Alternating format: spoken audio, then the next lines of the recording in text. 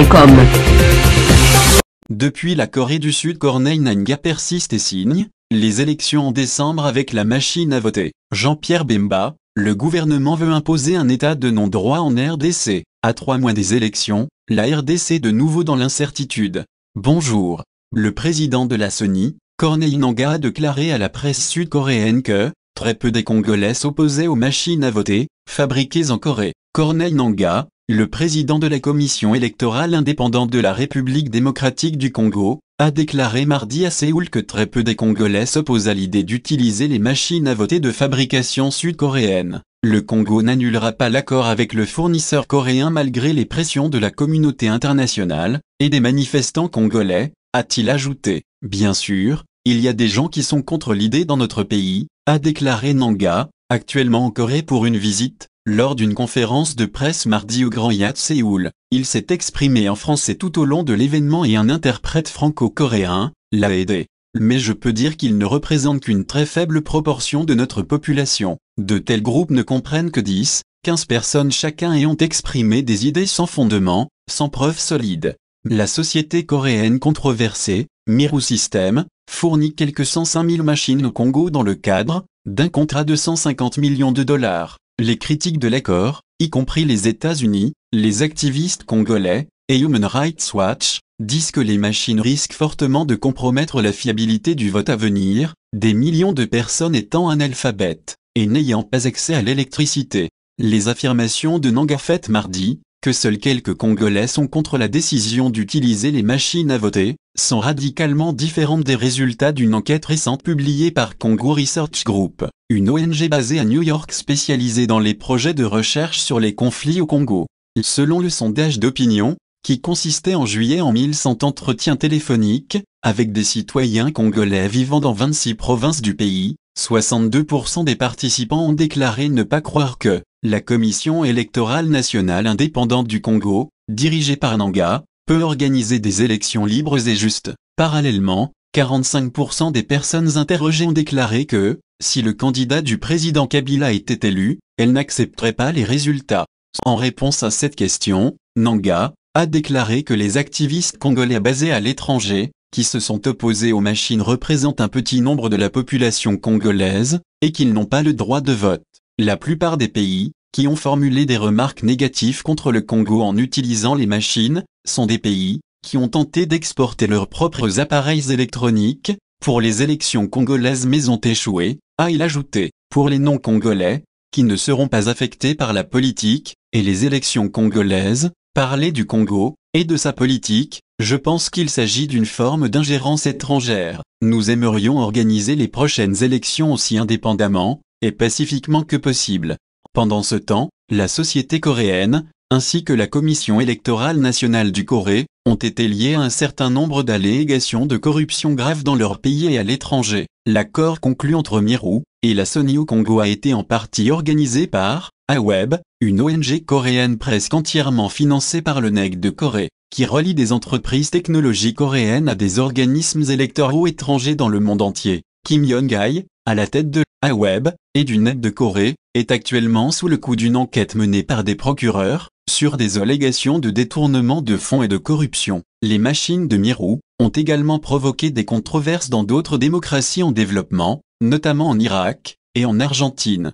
Nangaa a déclaré qu'alors qu'il était au courant que Kim était actuellement en train d'être interrogé par l'accusation, cela n'a rien à voir avec l'accord du Congo avec Miru System. Il a également déclaré que le Congo resterait membre de Aweb, en dépit des controverses en cours impliquant son ancien chef Kim. Le rapport du Congo Research Group comprend également une allégation selon laquelle le fils de Norbert Bassengezi, vice-président de la Sony, aurait travaillé pour Miru System en Corée du Sud, et aurait utilisé ses relations personnelles pour conclure le contrat. Des allégations similaires ont été faites par un certain nombre de médias étrangers, dont Jeune Afrique.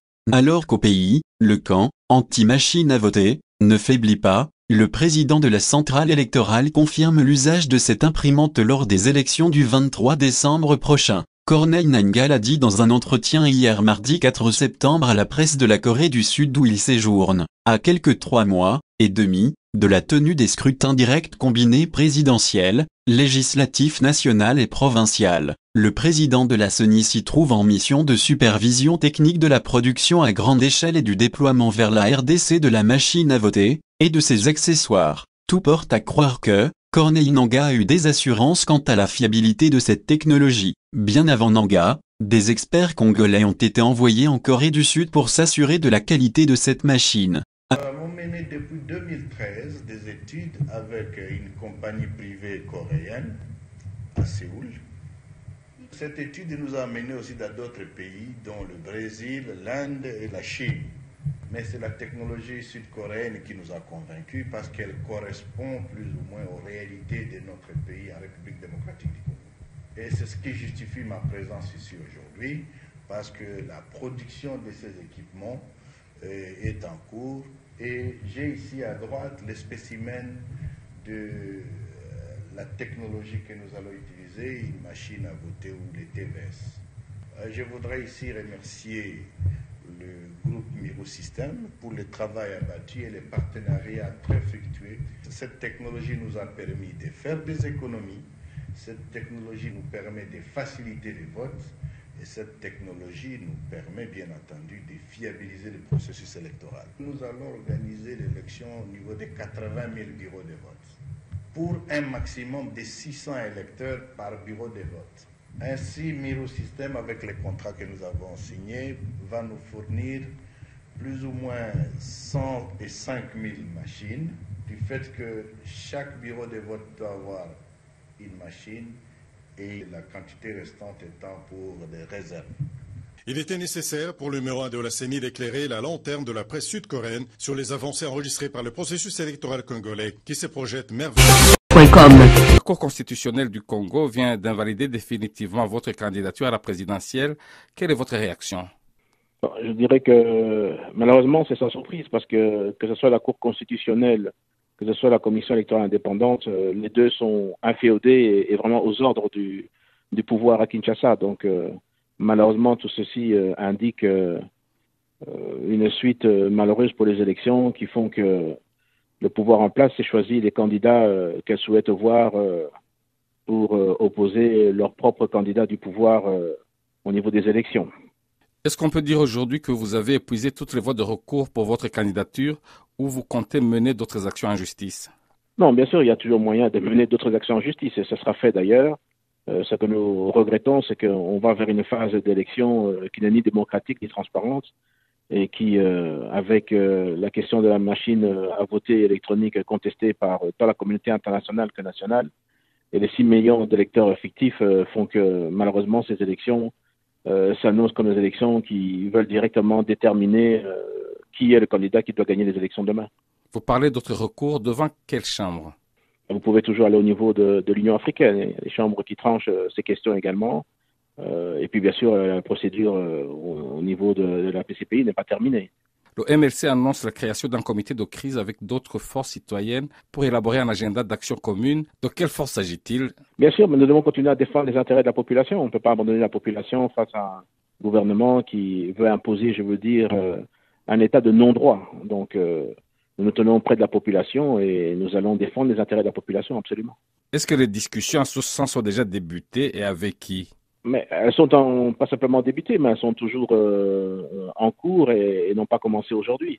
Donc l'opposition discute régulièrement sur les actions à mener et sur les positions et les stratégies communes, bien sûr. Monsieur Jean-Pierre Bemba, pourquoi est-ce que vous n'appelez pas vos militants à manifester comme ils le réclamaient hier matin devant le siège de votre parti ou tout simplement à une sortie pure et simple du processus électoral? Écoutez, ça fait partie de toutes les discussions qu'il y a à l'heure actuelle et donc ce sont les actions communes, c'est justement ça, les actions communes qui vont être prises. Et bien sûr, la population a le droit de pouvoir défendre ses intérêts d'une manière bien sûr pacifique et correspondant aux lois de ce pays. Justement, le MLC a annoncé qu'il va évaluer le processus électoral avant de décider d'y prendre part ou non. Combien de temps vous donnez avant de vous décider?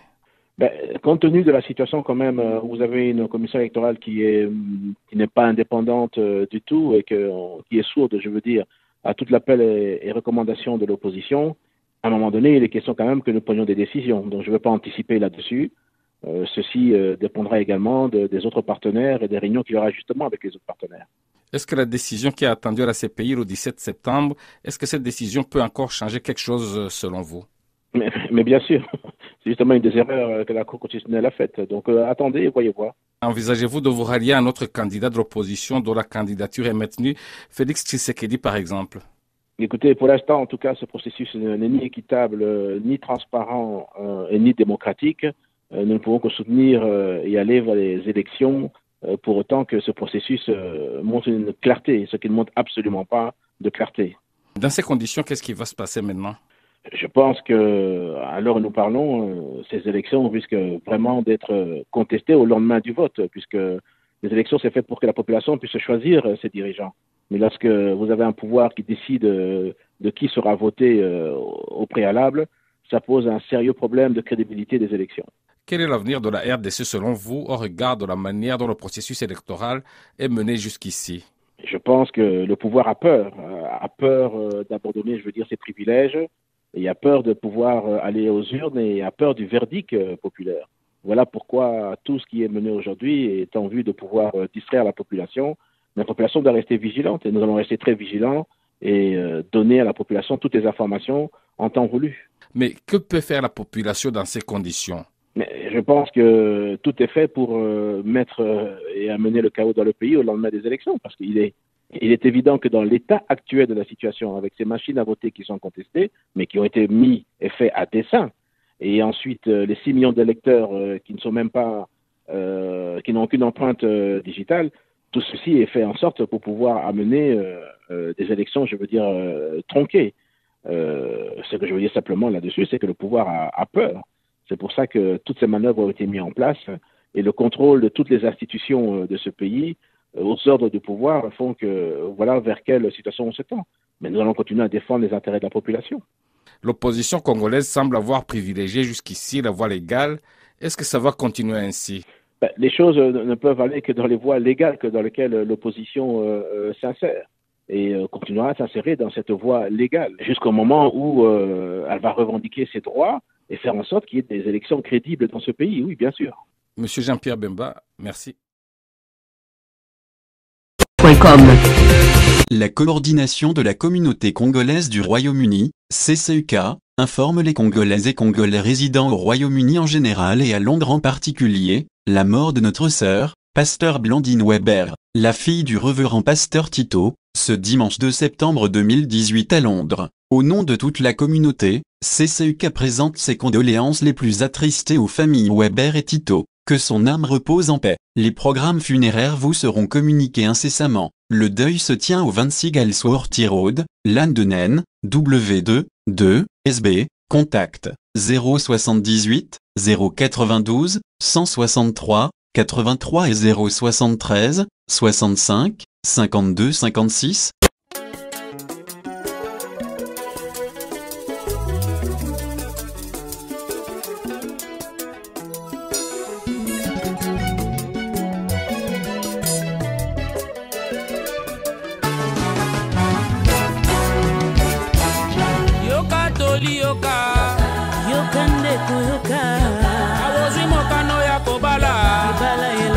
Sakana te inga mwasi na yo banga mobali na yo ozala na vie de prière wana libale ko mela swaswe ya ndaku na yo mobali azali bebe mwasi nde bebe yu mobali azali moninga na yo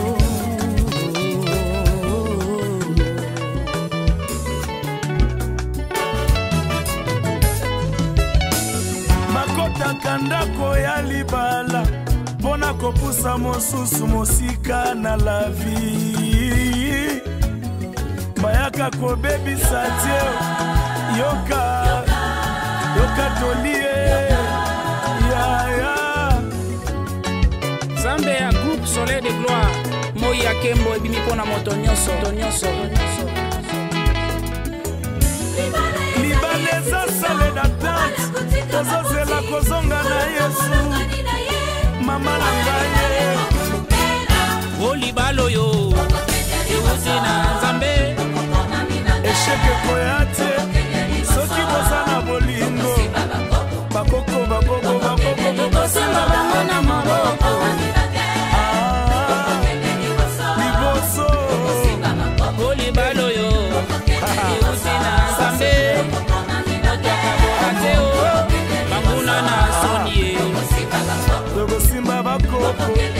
tokokende liboso soki toza na bolingo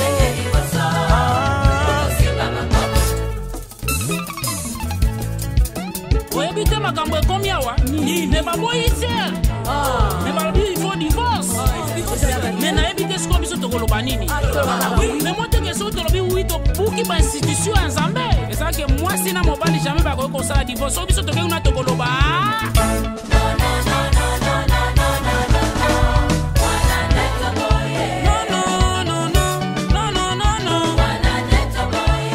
toboyi divorce na libala oyo tozobala na te mpo tosala na mabe toboyi lelo bobalani lobi bokabwani toboki ndumba na ndako ya libale toboki songisongi ya babele famille toboyi sekra libala ebima libanda toboyi soni mama ezonga na fami kotalaka venir abana divorce mabe toboyi ozwa ndeko nanga lobi mosusu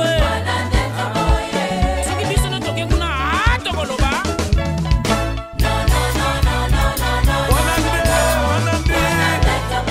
tobokoswana inutilement toboyi lobi papa obenga na mwane biso na famille na biso toteyaka divorce te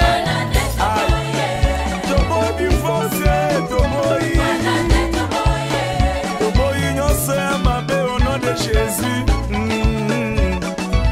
Hey, si atozala no marie te beta mololo na tanda nzambe azomona yo zala gentil.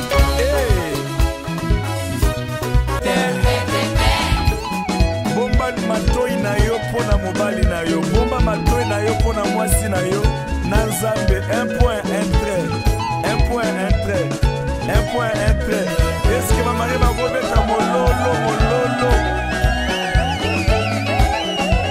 mwana bali esengo kobalisa ale tata na mama beta maboko beta milolo bina momoke ezalaka esengo na kobalisa